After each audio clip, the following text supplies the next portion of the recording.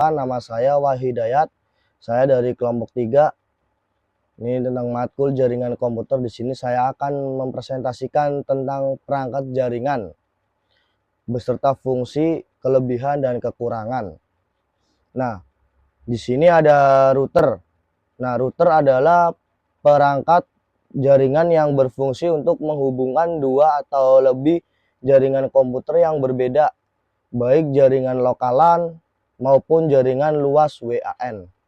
Nah, pada LAN satu router, dan sedangkan pada WAN itu beberapa jumlah router dan switch.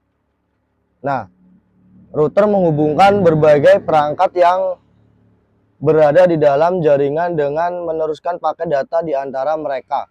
Nah, data dapat dikirim dari perangkat suatu ke perangkat lain. Nah, atau dari perangkat ke internet. Router melakukan hal tersebut dengan menetapkan alamat IP lokal atau IP address untuk masing-masing perangkat yang berada di dalam jaringan supaya tidak salah kirim. Nah, jenis router, mekanismenya itu router statistik, tabel routing yang tetap dan dikelola manual oleh administrator jaringan, cocok untuk jaringan internet skala kecil. Nah, router dinamis, tabel routing yang berubah-ubah dan dapat menyesuaikan diri secara otomatis berdasarkan perubahan kondisi jaringan. Cocok untuk jaringan internet skala besar. Pengaplikasiannya, router software aplikasi yang dapat diinstal pada sistem komputer sehingga sistem operasi komputer dapat bekerja layaknya router. Terus ada router hardware yang biasa seperti router sehingga dapat membagi IP address. Router ini dapat digunakan untuk membagi jaringan internet dalam suatu wilayah. Ada juga router PC, komputer yang dimodifikasi layaknya router. Contoh, sistem operasi populer untuk router PC ada MikroTik. Nah, di sini ada kelebihan dan kekurangannya. Dan kelebihan dan kekurangan itu pengaturan jaringan lebih efisien. Router memungkinkan beberapa perangkat untuk terhubung ke internet melalui satu sambungan, dilengkapi dengan fitur keamanan seperti firewall yang membantu melindungi jaringan dari keamanan cyber dan serangan, mengoptimalkan kinerja jaringan dan mencegah satu perangkat menghabiskan semua bandwidth. Nah, juga router dapat menjadi target serangan dan perlu diperbaiki secara teratur untuk antisipasi ancaman. Jika banyak perangkat terhubung atau menggunakan bandwidth tinggi, kinerja router dapat terbatas. Kualitas koneksi internet juga melalui router juga tergantung pada ISP. Nah, sehingga masalah dengan ISP dapat mempengaruhi koneksi secara keseluruhan. Selanjutnya ada switch. Nah, switch adalah komponen jaringan yang berfungsi untuk menghubungkan beberapa perangkat komputer dalam sebuah jaringan. Nah, proses ini memungkinkan penggunaan bertukar data dan informasi ke perangkat yang dituju. Nah, cara kerja switch adalah menerima terlebih dahulu paket data yang berasal dari device yang sudah terhubung memakai kabel pada port switch. Nah, paket data akan diinspeksi agar bisa menentukan MAC, address sumber beserta tujuannya. Nah, lalu switch memeriksa MAC address agar tahu MAC tujuan terdapat di tabel untuk tidak atau kalau sudah ada. Nah, switch mengirim paket data menuju port untuk mencapai tujuan. Jika sudah sampai tujuan, maka proses yang sama akan terulang. Nah, jenis switch, routing switch, switch yang digunakan untuk mengoneksi atau menghubungkan LAN. Ada juga virtual switch, program pelanggan lunak yang memungkinkan satu mesin virtual VM untuk berkomunikasi dengan yang lain. Ada juga unmanaged switch, berfungsi mengaktifkan internet agar bisa menunjukkan pengiriman data otomatis. Unmanaged switch umumnya dapat dipakai jaringan usaha kecil, rumah, dan sebagainya. Dan juga ada managed switch, digunakan pada jaringan besar. Arsitekturnya cenderung kompleks. Jenis ini mampu menyediakan tingkat keamanan tinggi dan mengelola presisi yang lebih menjanjikan lah. Terus ada lagi LAN switch, berfungsi mengurangi potensi kemacetan jaringan. Caranya dengan mengoleksikan kualitas bandwidth terbaik sehingga paket data tidak tumpang tindih pada jaringan. Dan kekurangan dan kelebihan switch ini dapat menghubungkan banyak perangkat secara bersamaan, terus memungkinkan transfer data yang cepat dan efisien. Switch dapat mengelola aliran data dengan lebih baik dibandingkan hub.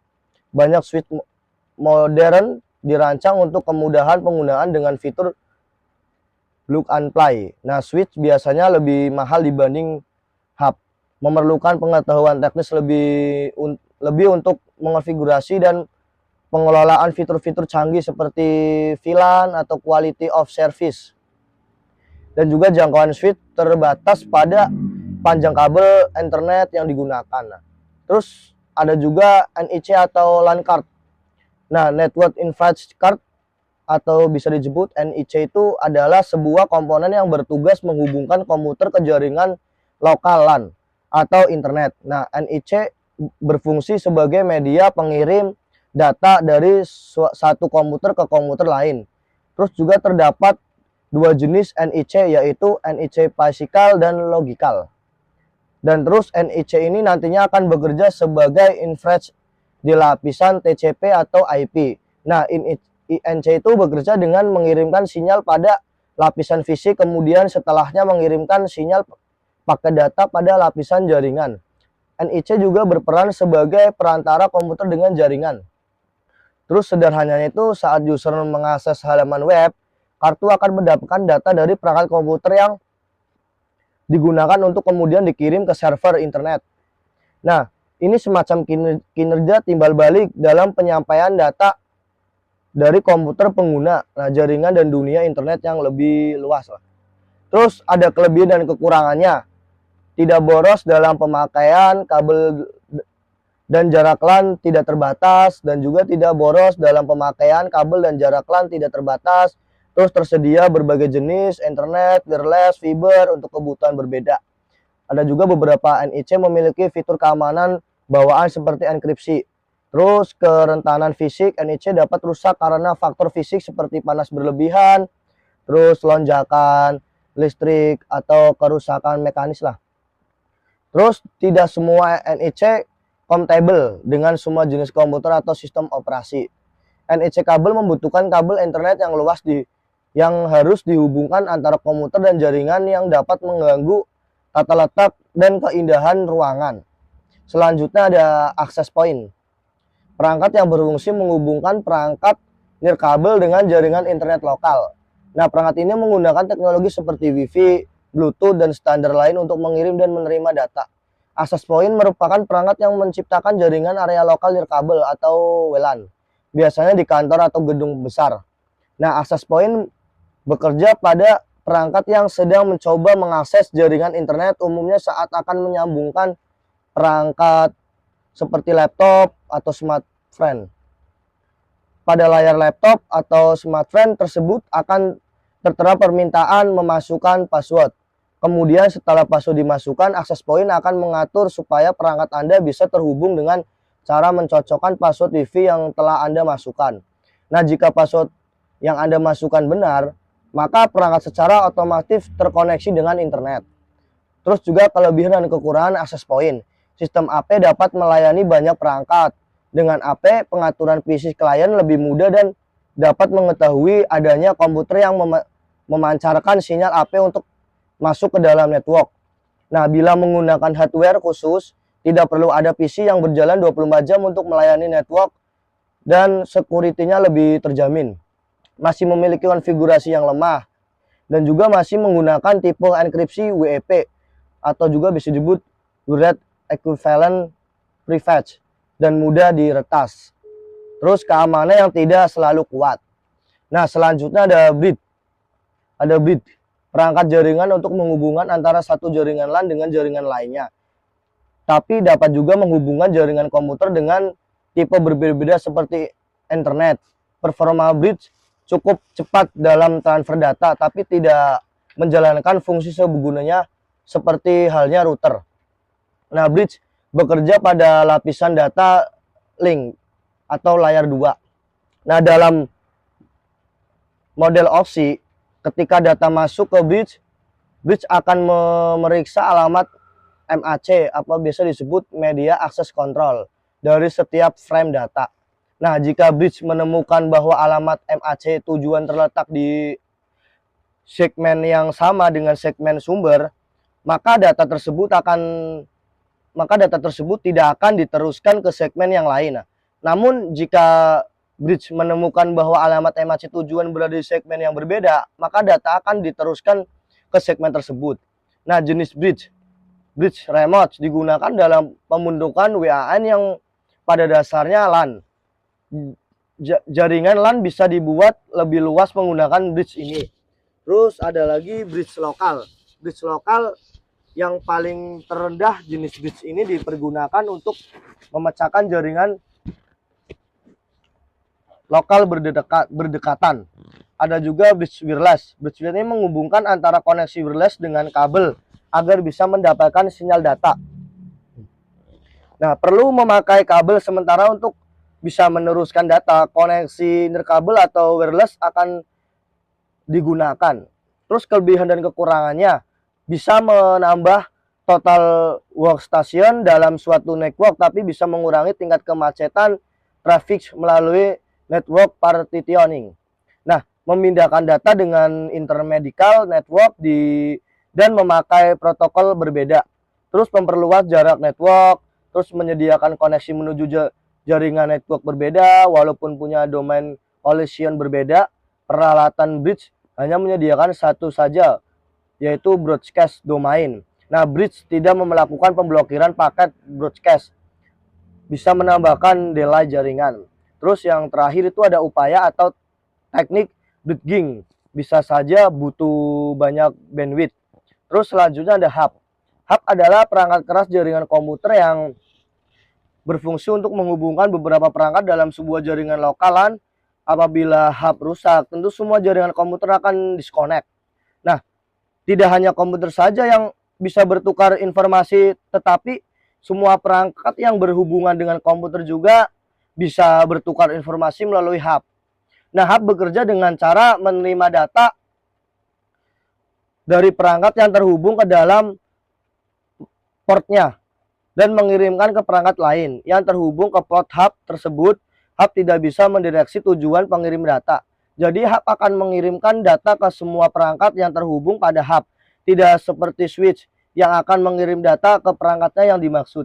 Nah, jenis hub itu ada passive hub, dia mengirim dan menerima data. Terus ada active hub, dia menerima data dari perangkat terhubung. Terus ada intelligent hub, dia memperkuat data sebelum dikirim. Terus ada kelebihan dan kekurangan hub.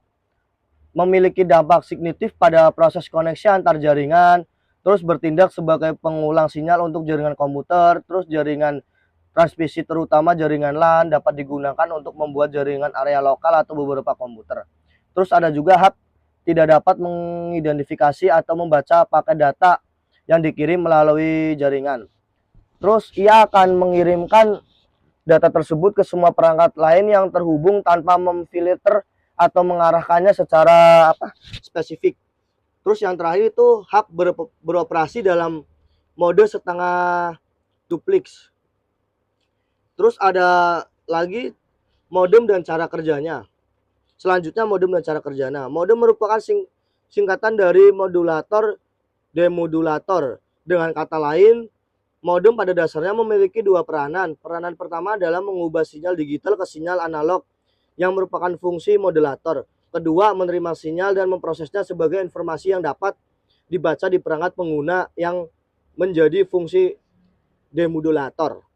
Terus modulator itu mengubah sinyal digital dari perangkat elektronik menjadi sinyal analog yang dapat ditransmisikan melalui jaringan telepon atau kabel. Terus ada demodulator, mengubah kembali sinyal analog yang diterima dari jaringan telepon atau kabel menjadi sinyal digital yang dapat dipahami oleh perangkat elektronik. Terus ada lagi transmisi.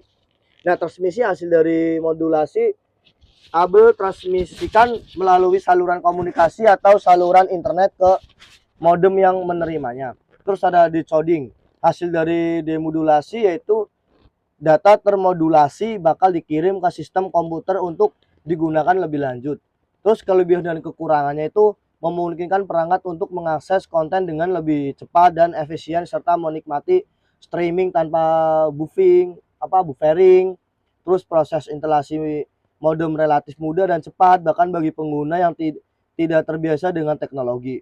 Terus ada modem mampu menangkap sinyal internet dengan baik, bahkan di daerah dengan cakupan jaringan yang rendah. Terus kualitas koneksi jaringan sangat dipengaruhi oleh lokal fisik pengguna.